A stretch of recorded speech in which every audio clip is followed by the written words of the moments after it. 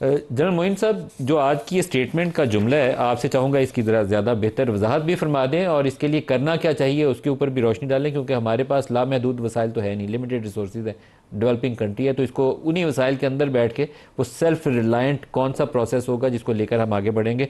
ये कहते हैं कि यूज़ ऑफ फोर्स बढ़ गया रिसेंटली, जितने दुनिया के इवेंट्स हुए, तो सेल्फ रिलायंट कैपेबिलिटीज़ के ऊपर जाना पड़ेगा। इसके साथ साथ वो ये भी कह रहे हैं नेशनल यूनिटी, जो खोखर साहब कह रहे हैं, और रिजॉल्व उसके लिए दिखाना पड़ेगा। तो दोनों चीज़ों को आगे कैसे बढ़ाना है, आप इसके ऊपर रोशनी डाल दीजिए।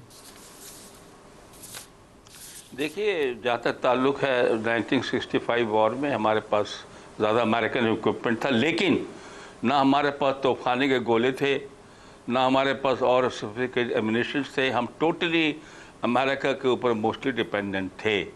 लेकिन उसके बाद ये रियलाइजेशन पैदा हुई कि हमको अपनी कैपेबिलिटी खुद बढ़ानी चाहिए, और उसके बाद प्रोसेस शुरू हुआ। पाकिस्तान में टैंक रिबिल्ड फैक्ट्री भी लगी, पाकिस्तान में कामरा में ये JF थंडर की भी प्रोडक्शन शुरू हुई, और पाकिस्तान काफ़ी हद तक खुद कफील हो गया है अपने तमाम म्यूनिशंस के अंदर, मिज़ाइल टेक्नोलॉजी के अंदर भी खुद कफील है, ड्रोन में भी खुद कफील हुआ है। तो पाकिस्तान ऑलरेडी इस राह पर चल रहा है, इस फील्ड पर, इस रास्ते पर इंडिजनाइजेशन के ऊपर चल रहा है, ताकि रिलाई ना करना पड़े।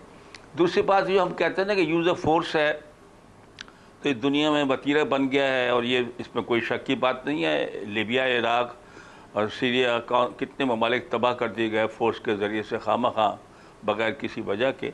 लेकिन जो हम कह रहे हैं कि ईरान जो था उसकी कमज़ोर थी defence, Iran did not give in.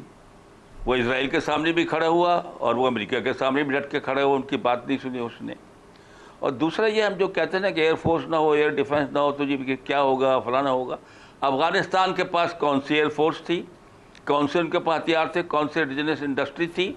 2 super powers को उन्होंने वहाँ से भगाया है।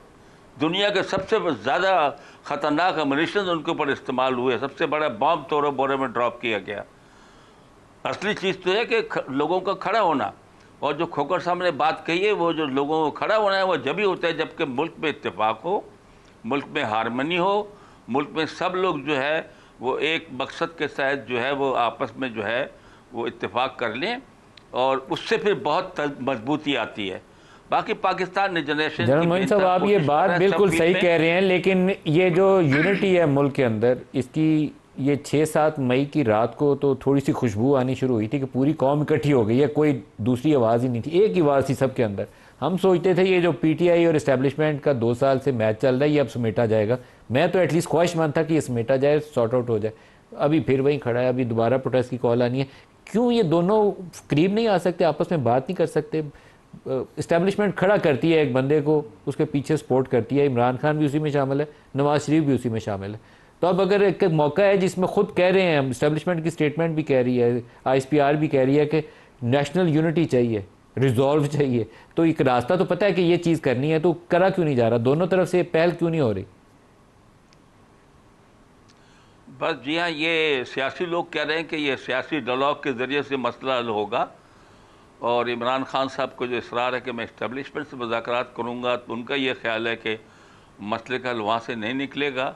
लेकिन इस्टेब्लिशमेंट का भी बीच में एम्पायर बन के बैठना या वटेवर, और साथ साथ पॉलिटिकल फोर्सेस का आपस में डायलॉग करना, और ये सबको हो कि हम हार्मनी की तरफ बढ़ें, हम गिव एंड टेक करें, मुल्क इज़ मोर इम्पॉर्टेंट, और अपने छोटे छोटे डिफरेंस को सिंक करके जो हालात दुनिया में पैदा हो रहे हैं, हम हार्मनी पॉलिटिकल पैदा करें, अपनी ताकत आपस में लड़ने में ज़ाया ना करें।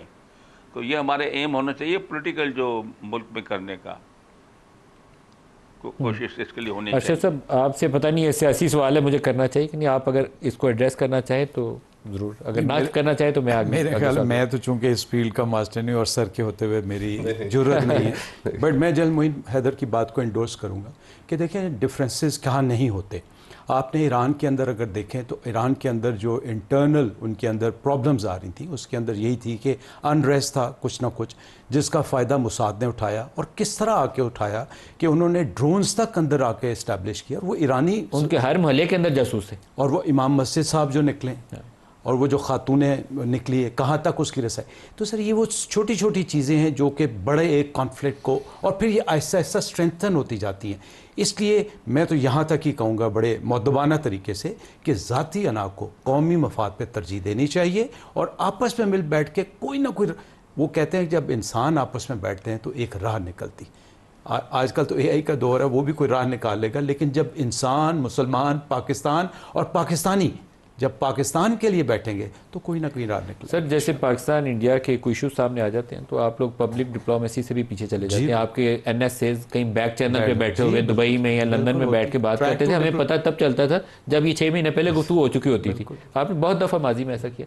तो इसी तरह का एक प्रोसेस जो है मेरे ख्याल में between establishment, government and PTI trilateral हो जाए ताकि सारों का कॉन्फिडेंस किसी का भी शेक ना हो और आगे बढ़ जाए। की जरूरत है इसके बगैर हमारे तो कैमरे से दूर होकर कर लें, लेकिन कर लें ताकि आगे बढ़ जाए। कैमरा और नो कैमरा कुछ चीज़ें ऐसी हैं जिसके ऊपर, ऑल्दो मैं तो एक फौजी आदमी हूँ, मेरी इतनी सूझबूझ नहीं है और सर के होते हुए तो मैं फिर बार बार कहूँगा, और जितनी आपकी नज़र है और जो आप तरीके से बातें निकलवा लेते हैं मैं तो जर्नलिस्ट में, मैं तो सवाल पूछ सकता हूँ, I am not a decision maker. But no, as a person, as a civilian or as a Pakistani, my opinion is also same that we need to build this harmony, earlier the better.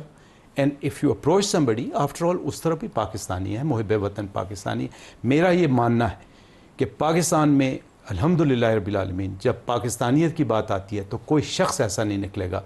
मैं तो कहता हूँ बलूचिस्तान में ऐसे ऐसे मुहिब वतन आपको मिलेंगे, KPK में ऐसे ऐसे मुहिब वतन मिलेंगे, सिंध में ऐसे ऐसे मुहिब वतन मिलेंगे। आप ईस्ट पाकिस्तान को एनालिसिस करें तो सबसे बड़े मुहिब वतन पाकिस्तान के वहाँ पे लोग थे। मैं एक फॉर्मर DGI खोखर साहब, मैं उनका नाम नहीं लूँगा क्योंकि मैं प्राइवेटली उनसे पूछा था। पाकिस्तान में बड़ा शौक होता है लोगों को कहने का कि ये सिक्योरिटी रिस्क है, ये गद्दार है, ये दुश्मन का एजेंट है, ये यहूदी एजेंट है। तो एक दिन मैंने उनसे पूछा कि आप DGI बड़े वेल नोन आदमी है पूरे पाकिस्तान में, तो कुछ ऐसा मौका आया कि ये मेन फिगर्स में से किसी का, तो उनके लफ्ज़ थे कि मुझे तो आज तक कोई गद्दार नहीं मिला। ये एग्जैक्ट जुमला था उनका कि मुझे तो आज तक कोई गद्दार नहीं मिला।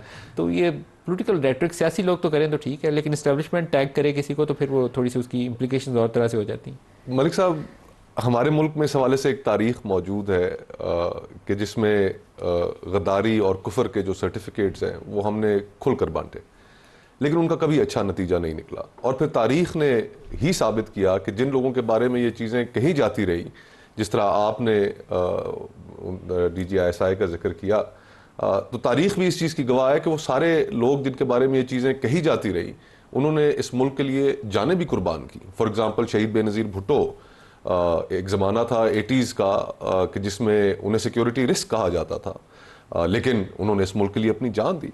तो मेरा ख्याल है कि अब हम जो अपना एवेंचुअल जो एंड गोल है उसको भी सामने रखें कि जो जिस दुनिया में आज हम रह रहे हैं उस दुनिया में मुल्क ना सिर्फ दिफाई तौर पर आपको मजबूत होना चाहिए, बल्कि उसका एक सिक्योरिटी का एक अहम हिस्सा है कि माशी तौर पर भी आप मजबूत हो।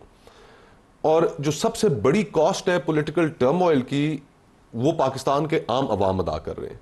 सबसे ज़्यादा असर उसका आपकी मैशत के ऊपर होता है कि जब एक बहरानी कैफियत पैदा हो जाए तो कैपिटल फ्लाइट शुरू हो जाती है। अभी मैं वो एक स्टडी पढ़ रहा था कि in the last couple of years Pakistanis have been the largest investors of real estate in Dubai. 13 अरब डॉलर जो है पिछले 2 सालों में पाकिस्तानियों ने यहां से जाकर वहां पर इन्वेस्ट कर दिया। कल मैं बिजनेस रिकॉर्डर का एडिटोरियल, 2 एडिटोरियल थे उनके मलिक साहब और बड़े तवज्जो तलब एडिटोरियल थे। पहला एडिटोरियल उनका ये था कि 70,000 पाकिस्तानी मई के महीने में, और ये लार्जेस्ट नेट माइग्रेशन है जो पाकिस्तान से हुई किसी भी एक महीने में, और पहले पूरे जो 6 महीने थे उनमें तकरीबन 3 लाख पाकिस्तानी जो है इस साल वो बाहर गया है। 40 अरब डॉलर आपको ऐसे नहीं आ रहा, वो आप, लेकिन उस 40 अरब डॉलर यहाँ किसी को अपॉर्चुनिटी नहीं मिल रही, बाहर जा रहे हैं, अपॉर्चुनिटी यहाँ पर नहीं मिल रही। अब देखिए 22% जिस मुल्क के अंदर बेरोजगारी की शरह हो जाए, आपकी large scale manufacturing decline negative में हो, फॉर लास्ट मेनी इयर्स आपका एग्रीकल्चर जो सबसे बड़ा वर्क फोर्स को एंगेज करके रखता है, 5 आपकी बड़ी फसलें बहरान का शिकार हो जाए, सबसे बड़ा इकोनॉमी के अंदर टैक्स के अंदर कंट्रीब्यूटर आपका तनख्वाहदार तबका बन जाए कि they paying through their nose, और बाकी आप जिनको टैक्स करना चाहिए उनको नहीं कर रहे। तो इस सारी सूरत हाल हम यहां पर पहुंचे क्यों? इसलिए पहुंचे कि हम अपने मुल्क के अंदर वो पॉलिटिकल हार्मनी कायम नहीं रख सके। तो आज की दुनिया में बहुत जरूरी है कि हमें मैशत को भी मजबूत करना है, और मैशत को मजबूत करने के लिए आपको ये इंटरनल डिविजन्स खत्म करनी पड़ेंगी। एक तरीका है उसका ठीक करने का ना, हमारी बड़ी क्रॉप्स नाकाम हो गई सारी, कपास भी कपास, complete failure है, मकई, गंदम, मकई, चावल सब फेल हो गए और लार्ज स्केल जी, मैन्युफैक्चरिंग भी नेगेटिव में। तो हमने काफ़ी बड़ी ग्रोथ लाइफ स्टॉक में दिखा दी कि हमारी जीडीपी अभी भी बढ़ रही है। तो मैंने कहा इन्होंने गायें भैंसें गधे घोड़े जाके गिननी है कि पाकिस्तान में कितने गधों में इजाफा हुआ है। उन्होंने वाकई 1 लाख गधों की तादाद में इजाफा बताया। तो मतलब कोई खुदा का खौफ करना चाहिए, प्रॉब्लम्स है उसको आइडेंटिफाई करो और फिर आगे बढ़ो। और देखें किसी भी माशरे में, किसी भी सोसाइटी में आपको कुछ असूल तय करने पड़ते हैं। एक जो असूल है, जिस तरह अब हमारा हमसाया मुल्क है, गो कि हमारे उसके साथ ताल्लुकात ठीक नहीं रहे और हमेशा उसने पाकिस्तान को कमज़ोर करने की कोशिश भी की, लेकिन हमें यह बात माननी पड़ेगी कि वहाँ पर पिछले 75-76 सालों से एक डेमोक्रेसी का तसलसल भी है। वहाँ पर इसमें कोई शक नहीं कि इस वक्त एक फैशिस्ट हिंदुत्वा में मानने वाला एक जमात वहाँ पर बैठी है, लेकिन वो प्रोसेस जो है उसके ऊपर सबको एतमाद है। इंडिया के अंदर कभी आप नहीं देखेंगे कि इलेक्शंस के ऊपर रौला पड़ जाए और वहाँ पर लोग कहें कि जी किन इलेक्शनों में जो इकॉनमी जिसका आप तस्करा कर रहे हैं, अर्ली 90s में पैड़ा हाल था उनका, बुरा हाल था। रुपया पाकिस्तानी जी हाँ। रुपए से कमजोर था। मनमोहन सिंह ने जब चार्ज संभाला, ये अपना गोल्ड एयरलिफ्ट करके न्यूयॉर्क लेकर गए थे। लेकिन मनमोहन ने जिस रिफॉर्म प्रोसेस को शुरू किया, बीजेपी में अटल बिहारी वाजपेयी आ जाए, उसने रिवर्स नहीं किया। मोदी आ जाए जो बिल्कुल एक्सट्रीमिस्ट माइंड टीटीपी जैसा बंदा है, बिल्कुल, उसने उसको रिवर्स नहीं किया। तो हमारे यहाँ देखना चाहिए कुछ चीजें हमें लर्न करनी चाहिए। बैक इन अर्ली 90s और 80s में हिंदू ग्रोथ ऑफ रेट जो था वो एक इकोनॉमिक टर्म थी, 2-3% तो फंसा होता था ना। फंसा होता था। तो उन्होंने जो रिफॉर्म्स की, हमें इस मुल्क के अंदर रिफॉर्म्स की भी जरूरत है और सबसे बड़ी हमें एक पॉलिटिकल कल्चर के अंदर बर्दाश्त पैदा करने की जरूरत है कि हम सबसे पहले तो इस तरह के इलेक्टोरल फ्रॉड्स नहीं होने चाहिए। इलेक्शन कमीशन ऐसा हो कि जिसके ऊपर हर फरीक को एतमाद हो। देखें, ये किसी असूल का मुल्क के अंदर ना होना ये बहुत खतरनाक बात है, ये आपको इवेंचुअली एनार्की की तरफ ले जाएगी।